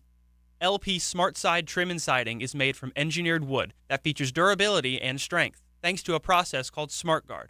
This process treats every SmartSide product to the core, with waxes, resins, and zinc borate, and adds an overlay to the product, which helps LP SmartSide Trim and Siding withstand moisture, hail, humidity, and helps provide resistance against termites and fungal decay. Visit your local 84 Lumber to learn more. Are you ready for the ultimate happy hour experience? Look no further than Bellwether, downtown's undisputed champion of good times. It's Tuesday through Saturday from 4 to 7 p, with the exception on Friday when happy hour starts at 11 a.m. Rally the team and head over to Bellwether. The vibe is full and the food is unbeatable. Free parking after 6 p on weekdays and all weekend. Bellwether Restaurant, where great food and the best happy hour in town come together for an epic win. I'm Jeff Middlecoff with Trustline Mortgage. My business partners, Alan Tyre, Bill Pappas, and Ken Rimley, have been helping first-time homebuyers with their mortgage financing all over Florida for 34 years. First-time homebuyers can get no or low down payments, anywhere from 0 to 3.5% down. As a first-time homebuyer with Trustline Mortgage, you get added benefits for doing your loan with us, like lower rates on your mortgage insurance and lower closing costs. Oh, and did I forget to mention that Trustline gives first-time homebuyers better mortgage interest rates? Here's the bottom line. Trustline Mortgage wants to help first-time homebuyers accomplish your goal of home ownership. That's why Trustline Mortgage is offering the best first-time homebuyer benefits around, period. Trustline Mortgage delivers with no and low down payments, lower closing costs, and better interest rates. Call Trustline Mortgage today at 381-LOAN. Yes, 381-LOAN to find out how we can help you buy your dream home. Or visit our website at trustlinemortgage.com. Trust your instincts and follow the line to Trustline Mortgage. Certain restrictions apply. See office for details. Trustline is an equal housing opportunity. MLS number 331480. Hi, this is Dave Barker. Want to grow your hair back? IHRS, right here in Jacksonville, is the only hair transplant clinic in the Southeast to offer multi-unit hair grafting and the 45-minute PRP treatments. Grow your hair back. Call now for a free in-person evaluation. 904-777-IHRS, 904-777-4477, or visit hairforme.com. Bridging the gap between the First Coast and the swamp. Gators. I'm Taylor Dahl. Join me for the Gator Report on 1010XL as I break down the latest storylines in Gator Nation. Brought to you by Darley's Plumbing, where quality counts on 1010XL. Brackish Vodka, a proud partner of the Jacksonville Jaguars, is the smoothest local vodka you can find. Made right here in Jacksonville, Florida, 100% from corn, Brackish Vodka is the local gluten-free choice. Brackish Vodka, for those that live life slightly salty, a proud partner of the Jaguars. If you're local and you want to support local, come out for happy hour at the Goat Tapas and Bar and enjoy Brackish in your favorite beverage. With tens of thousands of satisfied patients across America, it's no surprise QC Kinetics gets 5-star reviews. I'm feeling on top of the world because of QC Kinetics. I'm able to do the things that I wasn't able to do for a long time. I can recommend them highly. I would recommend QC to anybody. QC Kinetics has changed my life. I couldn't believe it. I honestly was skeptical, but the pain went from a 10 to a 0. Real people with real lasting relief from joint pain. QC Kinetics Regenerative Medicine is regenerating me. It was super successful, and I recommend everyone seek out QC Kinetics as an alternative to surgery. This non-surgical approach is definitely the future. I tell as many people as possible. I am an ambassador. I love QC Kinetics. QC Kinetics, the nation's leader in advanced regenerative medicine. No drugs, no surgery. Call QC Kinetics now for your free consultation. Call QC Kinetics, 904-274-5522. That's 904-274-5522. 904-274-5522. Some days, my active psoriatic arthritis makes it hard to get in the game. Now, the ball is in my court, thanks to treating my skin and joints with Skyrizi, Risankizumab Risa, a prescription-only 150 milligram injection for adults. Skyrizi helps with less joint pain, stiffness, swelling, and fatigue. For those who also have plaque psoriasis, 90% clearer skin is possible with just 4 doses a year after 2 starter doses. Don't use if allergic to Skyrizi. Serious allergic reactions and an increased risk of infections or a lower ability to fight them may occur. Before treatment, your doctor should check for infection and tuberculosis. Tell your doctor if you have an infection or symptoms such as fever, sweats, chills, muscle aches, or cough, or if you plan to or recently received a vaccine. With Skyrizi, there's nothing like clearer skin and better movement, and that means everything. Ask your doctor today about Skyrizi and visit Skyrizi.com or call 1-866-SKYRIZI to learn more. 1010XL is presented by Farah and Farah, exclusive injury law firm of the Jacksonville Jaguars. Protecting you and your family. Call 396-5555. Jacksonville. Let's ring up another guest on the All-Pro Roofing phone line. And the high school spotlight rolls on here on 1010XL and 92.5 FM. Championship week in the state of Florida. If you are playing this week, that means you are playing for the state title. And that is true in St. Johns County with the still undefeated St. Augustine Yellow Jackets. They are a perfect 13-0 on the year, and they will be going to a state championship game to cap off a perfect season. With that, Brian Braddock is the head coach of St. Augustine High School, and he's always kind enough to join us here on 1010XL. Coach, how you doing? I'm doing great, man. How are you? Coach, we're good. Thank you for the time as always. All right, state semifinal games are supposed to be competitive, right? It's supposed to be nail-biters in the fourth quarter. Good grief. I mean, you guys just put it all together last week, and Fort Myers-Dunbar didn't seem to have an answer for you. Yeah, the game. I would say, if I'm honest, it was a little tougher than what the score indicated. At the end, I think it was a 14-6 game at halftime, and then we were able to get a big play from Trenton Jones, and then score a touchdown in the third quarter to kind of bump it to 21-6, and then it was touch and go for a little while until the back half of the fourth quarter we were able to generate a big play to CJ Jenkins, and then then at that point, desperation mode, they were having to go for it deep in their own territory and punched in that last one. So it was a tough game, and just able to pull away. Credit to our whole team and how they just kept at it.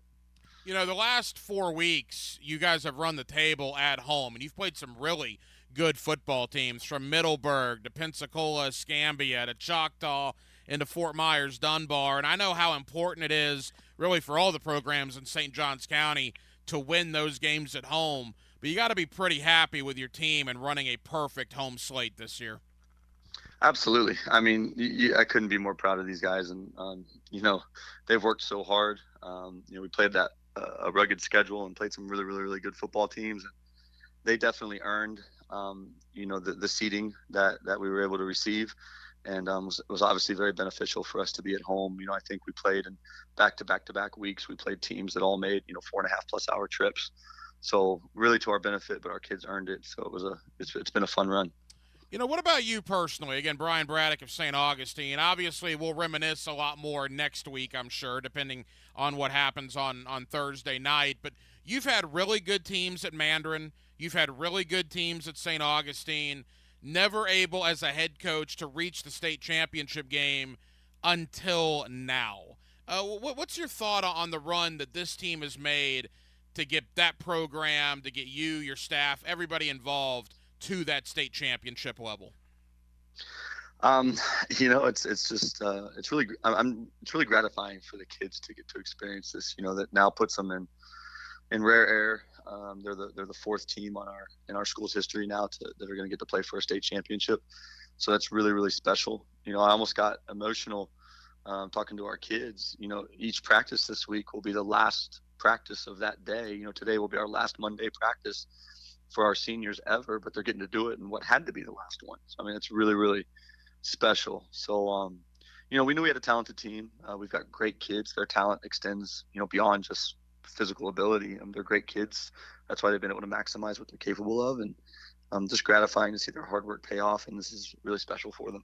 Brian Braddock, the head coach of St. Augustine. They are in a state championship game Thursday night, and we'll get to that in a moment. Coach, I'm pretty sure you know this, but if not, I'll people that cover high school football, certainly here in the area and statewide, the thought all along was you were probably going to see Daytona Beach Mainland at some point. They were probably going to see you at some point. You appeared to be the two best teams in that classification a majority of the year. Did you know that at some point, Coach, you were probably going to see these guys? We knew there was a chance for sure. And with us only being an hour apart, there's a decent bit of familiarity.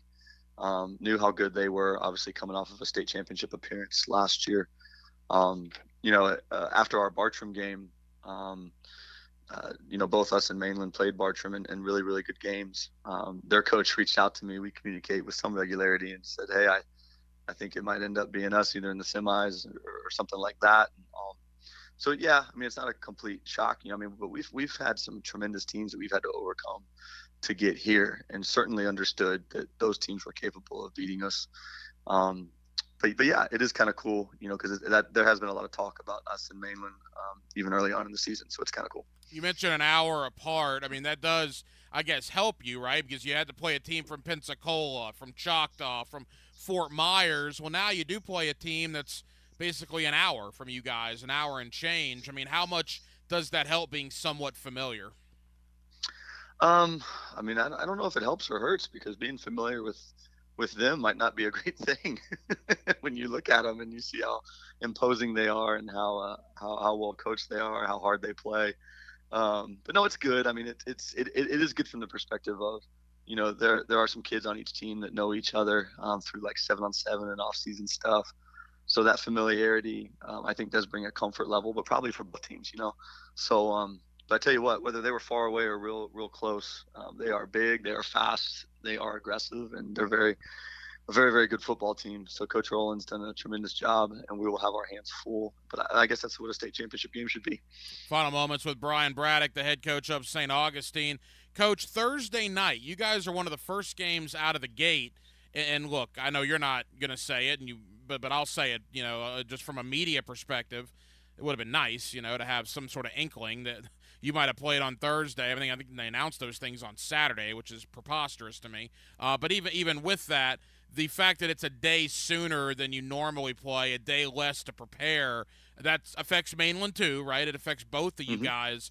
What's your thought on playing Thursday afternoon there? Yeah, it'll certainly be different, and I don't make all the decisions at the state level, and I'm sure that there's reasons why the kind of the structure and the time in between semifinal and finals changed from the last couple years where they had that week in between. So you know what, but it's the same for both teams, for all 6 teams that are playing this upcoming Thursday, and we'll be excited to kick it off Thursday at 3:00. It is different. We do have to adjust a little bit. I know in Daytona they have that municipal stadium, so perhaps Mainland's a little more familiar with it, but that's a unique schedule this week for both teams. So we're excited to play Thursday at 3, and we'll be ready to go then. You were around the program in 2005 and 2007, the state championship games. This is your first as a head coach. Just your thoughts going in. Will you reach out to Coach Wiles and get some guidance from him? How do you plan to prepare yourself for Thursday? Yeah, for sure. Well, I spoke with Coach Wiles last Friday, and and just asked him some opinions on travel logistics and things like that in the event if we were successful Friday night, I knew, Saturday morning that stuff would kick into high gear. So absolutely, Coach Wiles is a tremendous mentor. We communicate with regularity, and I'm certainly going to lean on any advice that he has, and as well as some other coaches who've been able to play in this game and be successful in this game. So we want to do everything possible to give ourselves and our kids the best possible chance to be, play their best, to perform highly. So we'll exhaust all options for sure. Coach, as we wrap up, Thursday, we get Daytona Beach Mainland in the 3S state championship game. What's the plan? Is there a send-off there at St. Augustine High School? Take us through the itinerary. Yeah, we're planning to depart here Wednesday around noon, and there will be a send-off. And I think we're going to have maybe a police escort, to get us out to the interstate, to the county line, and should be an exciting thing. I know that the details will go out a little bit more as far as the route. I think we're going to go by our 2 feeder middle schools for sure. Just kind of exciting, with them being a part of this as well, and then get on over to Tallahassee. We're going to do our normal Thursday practice will be Wednesday, and we're going to do that at a school over there. A coach has been gracious enough to host us for that, and then we'll kind of go, get to our hotel, and then the next morning get up and get ready to go play. So that's the plan, and hopefully a big send-off at noon for these guys will be real exciting on Wednesday. That's absolutely fantastic. St. Augustine going to the state championship game. They play Daytona Beach Mainland Thursday afternoon, with the winner hoisting that trophy at the end of the day. Brian Braddock of St. Augustine, a perfect season to this point. Coach, congratulations on a great 2023. Go get one more on Thursday afternoon, and we'll be talking to you next week, my friend. Appreciate it. We sure are going to try. Hopefully talk soon. Play-by-play sports just sounds better on radio. For high school, college, and pro sports play-by-play, turn on 1010XL. The last thing you want to be dealing with this holiday season is a septic emergency. Plan ahead and schedule to have your septic tank pumped out now. Our wonderful team at Duck Duck Rooter Plumbing and Septic Services is standing by and ready for your call. We'll get your septic tank pumped out right away, giving you one less thing you have to worry about this holiday season. Check out our reviews online and give us a ring today. 904-862-6769. That's 904-862-6769 or duckduckrooter.com. Hayes Carline here. Rediscover the joy of hearing. Dr. Douglas Green and their expert team is offering a Here for the Holidays discount off hearing aids in December. Near the town center, visit Jacksonville Hearing and Balance or jhbi.org. At ABBQ, they are turning up the heat this football season like no other. Picture this, 15 massive TVs strategically placed throughout the restaurant so you won't miss a single touchdown. Step into their huge outdoor area where the excitement of the game meets the fresh air. Here's the kicker, and this is a big one for me. They got the sound on blast throughout the restaurant for the whole game. Your destination for mouth-watering barbecue and an unforgettable game day. ABBQ, meet and drink with us. Every year in early December, tradition takes the field and America takes sides. Listen to this crowd. Army, Navy.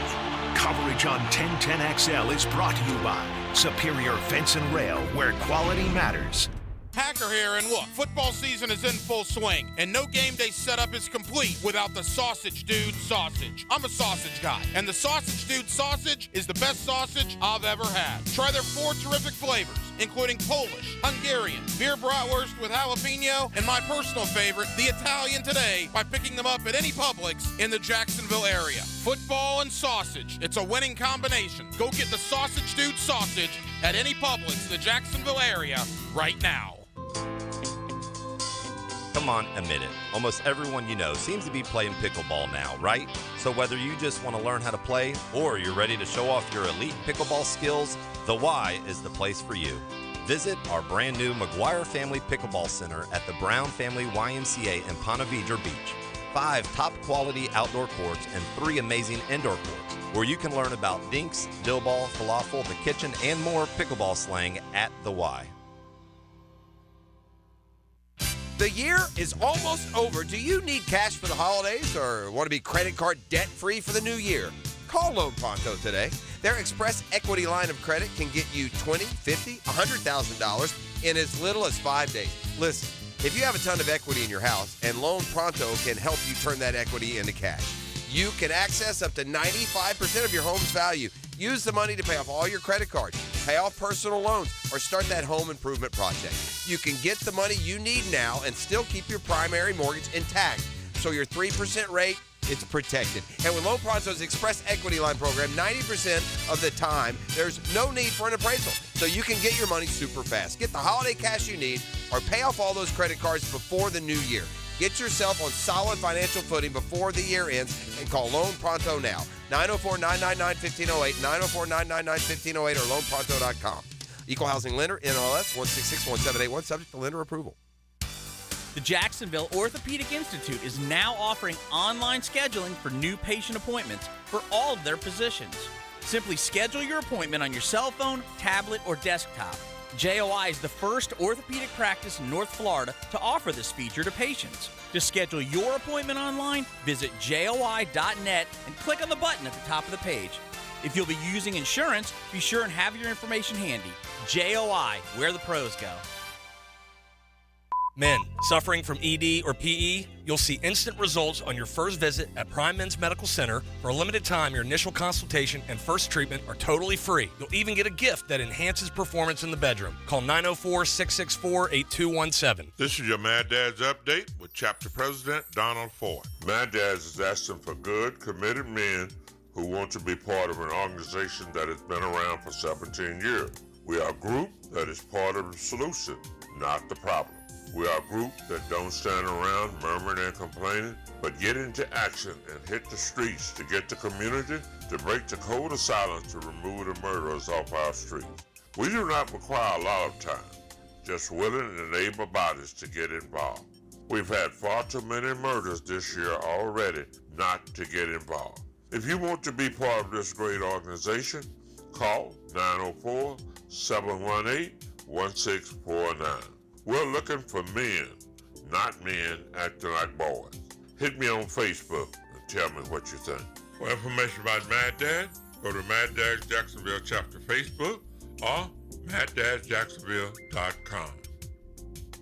1010XL is presented by Farah and Farah, exclusive injury law firm of the Jacksonville Jaguars. Protecting you and your family. Call 396-5555. Jacksonville.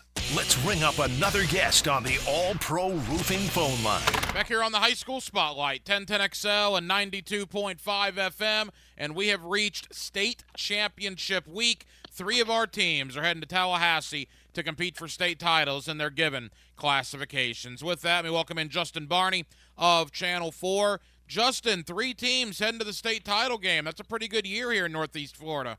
Yeah, especially after last year getting shut out of the championship week activities for the first time since 2000 and just about the 10th time in the last half century. So good to see our area team still standing strong. Bradford, Mandarin, and St. Augustine playing for championships this week. And we'll see if any of those teams, and maybe all 3 teams, if they can bring it home.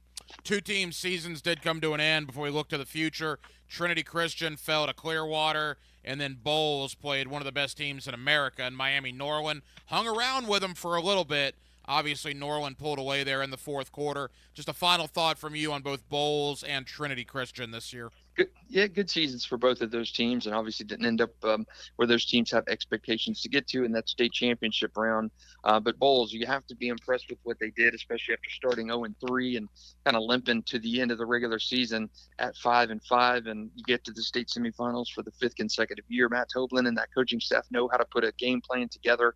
I would have thought that Norland would have racked up a little bit more than the 28 points that they did. So credit to the defense. They gave up a lot of rushing yards. Bowles did, over 400 on the ground, and could not stop Norland. But again, great season for Bowles. At some point, they're going to figure out how to get over that semifinal hump. And you just don't have the numbers of players as you did at Bowles 10, 15 years ago. So you get this far. You have that success playing a tough schedule, great building block for the future. And Trinity Christian, you expect them to go further every year. They have 9 state championships, great coaching staff. Erlen Dorminey is an icon over there. But, kind of disjointed, had issues on the offensive line all season. I think Colin Hurley was sacked 7 or 8 times in the semifinal game. Probably should have won that game on the road. You end up losing by a touchdown. You're up 20-7 in that game. Really a game you probably should have won, but Chaminade Madonna standing in the way as that gatekeeper in 1M, and probably the best team in the state regardless of classification. So no shame in Trinity Christian losing that game. Great season for them and for Bowles. Justin Barney of Channel 4. All right, the three teams that are left. Let's begin on the outside and move our way in. Bradford County, the Tornadoes, what a game, trailing basically the entire time until they tie it up with under a minute to go in regulation. They've survived 4 lost fumbles and still sent it to overtime. Pensacola Catholic scores, Bradford responds, they decide to go for 2, and they get it to win 22-21. What a scene out there in Stark last week. Yeah, great for the Tornadoes and Coach Jamie Rogers' first championship game appearance since 1985, and getting it done when the adversity hits you. You're down 14-0. Offense not your strong suit. Bradford obviously a defensively minded team. Unbelievable last 2 seasons for Bradford on defense. Your offense needed to do something, dial it up when they're not having a great game on that side of the ball. They did just that. And talk about the stones of Jamie Rogers deciding to roll the dice and go for a 2-point conversion to win it there in overtime. Unbelievable call, great execution. Dejon Shanks in the end zone, and Bradford still marching on. They get a rematch with Cocoa in that state championship game on Friday, and you're going to have to put up more than 22 points to beat Cocoa. That team is electric, and I just question if Bradford has that offense to stay with Cocoa. I know they have the defense, but can they get it done on offense to score enough for the Tigers to move on? They certainly have the motivation. Talking to Jamie Rogers all year, I know they have the score of the Cocoa game from last year in the playoffs in their locker room when they're practicing in the stadium. He put it up on the video board they have out there. I mean, he's been using that all year as motivation. They get a chance to right a wrong, if you will, and play the team that eliminated them last year. Quickly, Justin, rarefied air for Jamie Rogers, right? I mean, how many local coaches, there can't be many, have taken 2 teams to state championship games? Yeah, pretty impressive for Jamie. And, you look at what he did at Sewanee, too. Didn't win a state championship there, but kind of turned that program around. Went to his alma mater, got them in a state championship game at Baker County, and now doing it at Bradford. And we'll see if he can bring it home. I think it's a tough task on Friday. It's nice to have the motivational material and stuff, and I'm sure it works for a little bit of time, but Cocoa is a very good, very veteran team. Receiver Javen Boggs with 23 touchdown catches. We'll see how that offense cranks up against that Bradford defense. Brady Hart, the quarterback, 3,500 passing yards, 40 touchdowns. So that just total collision of offense versus defense, the unstoppable force, the immovable object. We'll see who blinks first. Justin Barney of Channel 4. In St. Johns County, St. Augustine has made it back to a state title game. A perfect 13-0 on the year. And I think anybody that covers high school football, Justin, you probably figured at some point St. Augustine was going to see Daytona Beach Mainland, and it's going to happen in the state championship game on Thursday afternoon. Yeah, kind of been heading towards that all season long. You thought about mid-season that these 2 teams, the way they were playing, how they were dominating other teams, how they were battling games, would be the last 2 left standing. Mainland was there last year, lost to Lake Wales. Lake Wales, of course, not in here this year, so Daytona Beach Mainland gets a chance to go back and try and win a state championship. St. Augustine's first appearance in the title game since 2007, just the 4th overall. I've covered all 4 of those state championship game appearances by St. Augustine, so interesting to see these guys back, and really cool story at St. Augustine. Those guys, a lot of those guys who coach on that team played for St. Augustine, were part of a state championship run, or played on teams that went to the Final Four. Brandon James, of course, great running back at St. Augustine. He's the offensive coordinator. He was a catalyst on that 05 15-0 team, and I've made that kind of that parallel all season. This team, St. Augustine, I've said it from week 1, they remind me a lot of the St. Augustine team, the Brandon James, the Jacques Rickerson, those guys back in 03. A lot of young guys on that team, like the Lachlan Hewletts of last year. They learned the ropes early on. They started when they were sophomores, and they went to the playoffs. They lost in the first round of the playoffs, and by the second and third years of their time in high school, they were a machine. They won a state championship by the time they were seniors. I look at this class, the Carl Jenkins, the Trenton Jones, the Lachlan Hewletts, very, very similar as I look at the Brandon James class, those guys in 05. I think St. Augustine will win a state championship. If not this year, certainly next year in Mainland is going to be a fantastic challenge for the Yellow Jackets. There is one team left in Duval County, and that is the Mandarin Mustangs. They have gone 4 for 4 on the road. Winter Park, Lake Mary, Sanford Seminole, and last week Monarch down in Coconut Creek, which is, I believe, Calvin Ridley's alma mater. And Mandarin, again, in a state championship game. And who do they see? Well, the team they beat 5 years ago in Miami Columbus.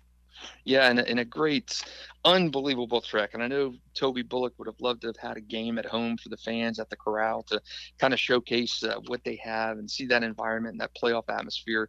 But to win 4 playoff games on the road, not been done by an area team before. We've had teams play in 4 games on the road, win 3 games in a row on the road, but never 4 in a row on the road. So that is just fantastic. They're going to have to win 5 on the road or at a neutral site away from home if they're going to win a state championship. A rematch against Miami Columbus, team they beat 37-35 with Carson Beck and Mario Douglas back on that 2018 season. That was just magical. Of course, Toby Bullock, coach now, was an offensive coordinator on that team, and I think he likes that matchup. They have got exceptional players, and I know we give a lot of credit to Jamie French, Tramel Jones, Drake Stubbs, who had a fantastic game against Monarch with 3 turnovers, including scoop and score. But how about Tiant Weiss and Deshard Westcott? Those guys running the ball strong, really give Mandarin's offense that element that you can't. It's just tough to defend with so many guys, and I think that offense really goes to the heartbeat of those running backs, Deshard and Tiant. An exceptional defensive play too. Jackson Copeland, Grant Pettigrew, those guys on that side of the ball. So everything clicking for Mandarin. Can they be stretch that out again, be road warriors again, and beat Columbus like they did in 2018? I think it's going to be a fantastic game on 3 p.m. on Friday. Justin, there's no doubt that the 3 teams in our area have very tough matchups. Bradford County, again, Cocoa, Mandarin, Miami Columbus, and St. Augustine, Daytona Beach, Mainland. What's your thought going into these games? How many state titles do we bring home? I think we may get 2 out of 3. I think Bradford's got a tough haul in that one against Cocoa. I just question, like I mentioned at the top of the call, that the offense kind of worries me after struggling against Pensacola Catholic, who had size, who had speed, but really I don't know if you have enough offensively to score and stay with Cocoa for a full quarter. I think Bradford's defense is phenomenal, but can they stop that Cocoa attack for 4 quarters? Cocoa should be undefeated. They had a very questionable loss to St. Thomas Aquinas during the regular season. Probably should not have been a loss. So I'm curious if Bradford can hold Cocoa down for 4 quarters of football and score enough to beat them. I think St. Augustine beats Mainland, and I think Mandarin beats Miami Columbus. And look, it's a long time coming, but if people want to watch these games, finally Bally Sports is going to air all the state championship games. I have no idea why it took so long, but it's great that they're finally doing that. I miss those games on TV. I love how they have it in Georgia, where you can watch it on public television, stream it there for free. It's awesome. I love that Georgia experience. Glad that Florida's getting a little bit back. I miss the games on the old Sunshine Network back in the day where you could watch them on TV. Justin Barney of Channel 4. Justin, leave us with this. Better news than expected. I mean, the game sucked last night and the Jaguars lost, but Trevor Lawrence, it's not season ending. In fact, worse news about Christian Kirk.